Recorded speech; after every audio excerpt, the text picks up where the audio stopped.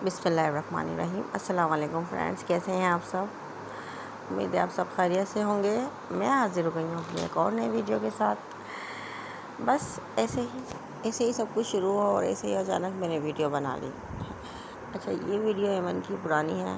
जब यमन 4 माह की थी, तकरीबन 3.5-4 माह की थी, तब की है। तो इस यमन के आप बाल देखिए, फिर उसके बाद यमन का के साथ क्या हुआ है वो भी आप ज़रूर देखिएगा। जो एकदम सडनली हुआ था, प्लान था, लेकिन इस तरीके से प्लान नहीं किया था जिस तरीके से यमन के साथ हादसा हो गया। और वो सी करवाने के बाद हम बहुत दुख भी हुआ। अच्छा, इस वीडियो में देखिएगा कैसे अचानक से मैडम सो के उठती है और एकदम चौंकती है। और ये चीज़ इसकी अब तक ये अचानक सो के उठ के चौंकती है। देखिए, अब ये देखिए यमन को आप देख रहे हैं इस बालों में। अब इसके साथ क्या हुआ है वो भी आप देखिए।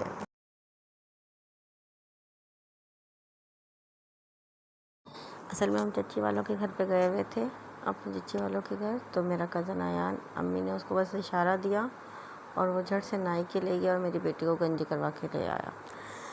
गंजी करवाना था पर इस तरीके से नहीं, वो बच्चा था, इतना समझदार तो था नहीं। तो ये मैंने बड़ी और ये तो इतने उछली वगैरह तो काबू में तो नहीं आई उसके और नाई के। तो ये थोड़े बहुत कट लग गए थे, तो जिसकी वजह से मुझे बहुत ज़्यादा गुस्सा आया। मैंने थोड़ा बहुत अम्मी से मैं नाराज़ हुई और अपने कज़न को भी गुस्सा किया कि वो कैसे ले गया मेरी परमिशन के बिना।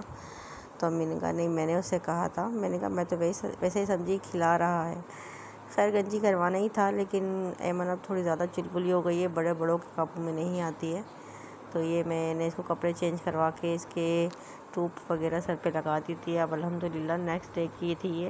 रात को आते हमने कपड़े चेंज करवा के घर पे अपने सुला दिया था। तो ये नेक्स्ट मॉर्निंग की है। माशाल्लाह से काफ़ी फ़र्क था इसके कट वगैरह में। मैं डर गई थी कि ये कट का निशान जाएगा नहीं जाएगा, पर अम्मी ने कहा ऐसा कुछ नहीं है, ये कट का निशान चला जाएगा।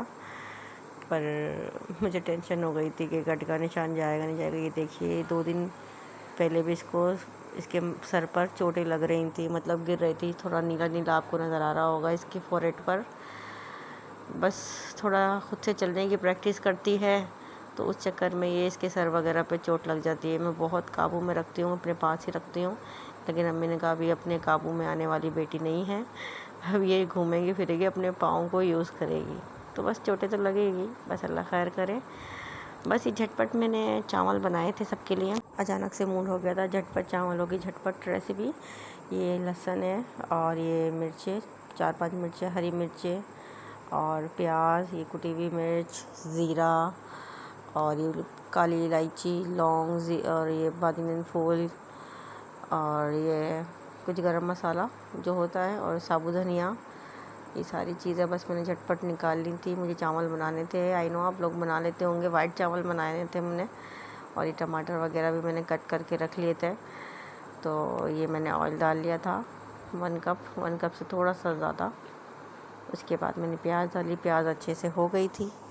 प्याज होने के बाद बस जो बाकी के मसाले वगैरह होते हैं वो डाल दिए थे। मैंने लहसुन और हरी मिर्चों को पीस लिया था, कूट लिया था, सॉरी ना, इमाम दस्ता टाइप जो होता है, उसमें मैंने हरी मिर्च और लहसुन को कूट लिया था। चावलों को भी मैंने अच्छी तरीके से धो लिया है। और बस टमाटर और लहसुन, हरी मिर्ची वगैरह ये मैं उसके बाद डाल दिया। जैसे ही हमारी प्याज हो गई थी, उसके बाद मैंने ये सारे मसाले जो थे हमारे ड्राई मसाले, वो मैंने इसमें डाल दिए थे ताकि अच्छी तरीके से हो जाए। झटपट रेसिपी होती है, झटपट बनाना होता है, तो फटफट चीज़ें ऐड करनी होती है। तो मैंने मसाले डाले, फिर उसके बाद टमाटर और जो लहसुन और हरी मिर्ची मैंने कूटी थी वो, और आलू भी मैंने फिर ऐड कर दिए थे। ऐमन के लिए आलू तो लाजमी डालने ही ना। आलू मुझे भी बहुत पसंद है और मेरी बेटी को तो फिर मैं खिलाती हूँ। तो उस दिन मैंने उसकी खिचड़ी नहीं बनाई थी, तो बस मैंने वैसे ही आलू डाल लिए थे। नमक मैंने नहीं बताया, नमक तो बेसिस है, तो बस नमक भी फिर मैंने इसमें ऐड कर दिया था पानी डालने के बाद। तो हमारे चावलों में पानी में बॉयल आ गया था। उसके बाद मैंने नमक वगैरह टेस्ट कर लिया था, सब कुछ ओके था। उसके बाद मैंने चावल भी इसमें ऐड कर दिए। चावल डालने के बाद अच्छी तरह चलाया था कि देखा मैंने पानी वगैरह कुछ कम ज़्यादा तो नहीं है ना। तो बस ये थी झटपट चावलों की रेसिपी। जब एकदम से कुछ समझ में ना आए कि क्या बनाए तो बस इसी तरीके से चावल निकालें। अगर महीने का राशन आता है तो उसी के साथ बस आप लोग ये चीज़ कर लिया करें। मैं तो ऐसा ही करती हूँ। चावल मुझे पसंद भी हैं और लेकिन अब ताज़े अच्छे लगते हैं, उसी वक्त बनाना मैं फटाफट बना लेती हूँ। तो बस थोड़ा दिल किया, झटपट कुछ समझ में नहीं आ रहा था तो चावल फटाफट मैंने बना लिया। सोचा आप लोगों के साथ शेयर करती हूँ कि झटपट रेसिपी। तो झटपट हमारे चावल recipe easy, quick and easy चावल की रेसिपी तैयार हो गई है। चावल हमारे बस सबको देने के बाद ये एंड में मेरे को याद आया कि मैंने चावल कुछ बनाए थे ऐसे और उसकी वीडियो बनाई है तो आप लोगों के साथ शेयर करने के लिए। तो मैंने लास्ट क्लिप तो आपको उसकी दिखाई नहीं।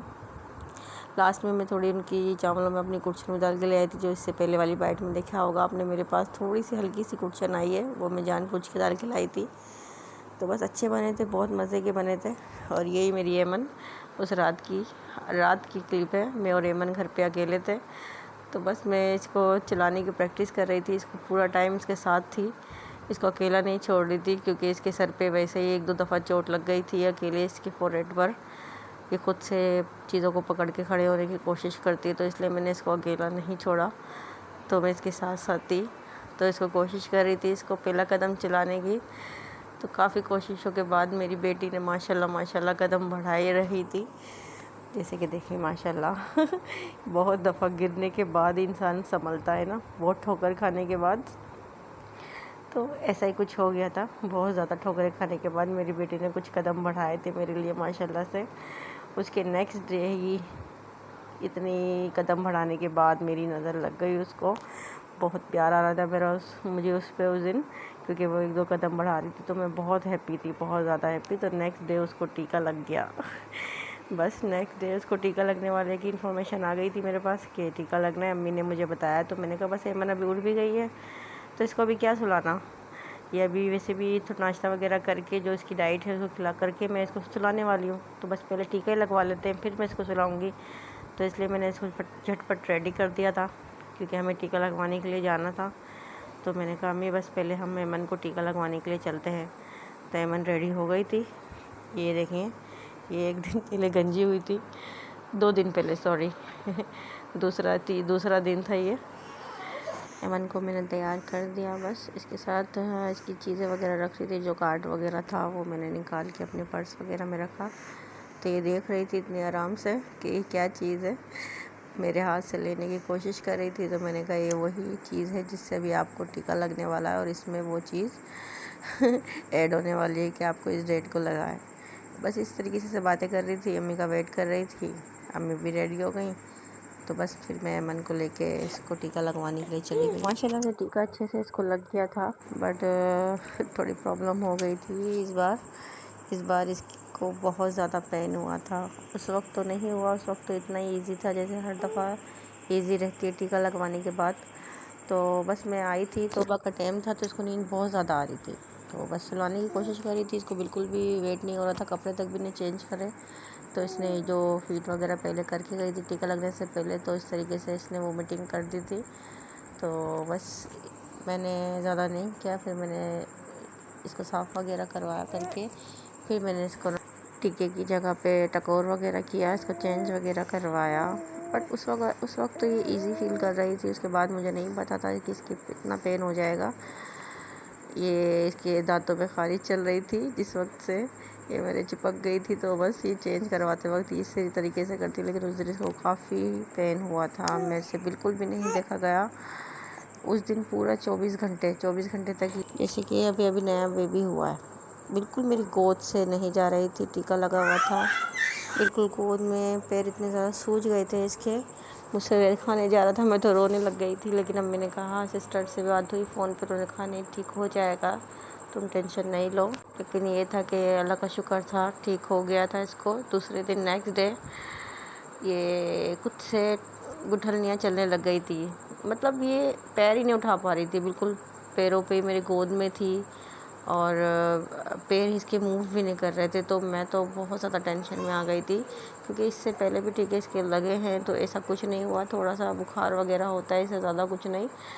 लेकिन टीके तो इसके बिल्कुल ठीक रहते हैं, परफेक्ट। लेकिन किसी ने कहा कि इस दफ़ा ये कोई और टीका लगा है, अलग अलग बीमारियों के टीके होते हैं, तो ये वाला पेन वाला होगा शायद इसलिए। तो मैंने कहा हाँ हो सकता है लेकिन आप लोगों की दुआएं मेरी बेटी के साथ थी, मेरे साथ थी, तो अल्लाह का लाख लाख शुक्र है। 24 घंटे से पहले बल्कि मेरी बेटी की टांगों का पेन बिल्कुल दूर हो गया था। ये खुद भी देख के बहुत खुश हो रही थी, ये अपने पैरों को यूँ हिला रही थी हाथ पकड़ के, तो वो चीज़ मुझसे देखे नहीं जा रही थी कि देखो अल्लाह ताला एक छोटे से बच्चे को भी इतनी समझ देता है कि उसका पैर मूव नहीं कर रहा था तो वो अपने पैरों को इस तरीके से देख रही थी, हाथ लगा रही थी, क्योंकि उसको पता है कि मैं चलने लग गई हूँ, अपनी टांगों से गुठलियाँ चलती हूँ, चीज़ों को पकड़ के खड़ी होती हूँ, और अब मैं बिल्कुल भी मूव नहीं कर रही हूँ, तो ऐसा क्यों हो रहा है।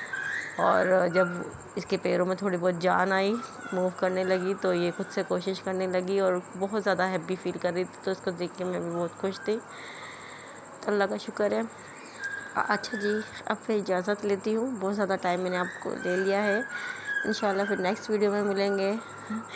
आप ज़रूर बताइएगा कि मेरी बेटी गंजी होकर कैसी लग रही है। माँ के लिए तो बच्चा हर हालत में बहुत प्यारा लगता है, तो मुझे तो बहुत प्यारी लग रही है।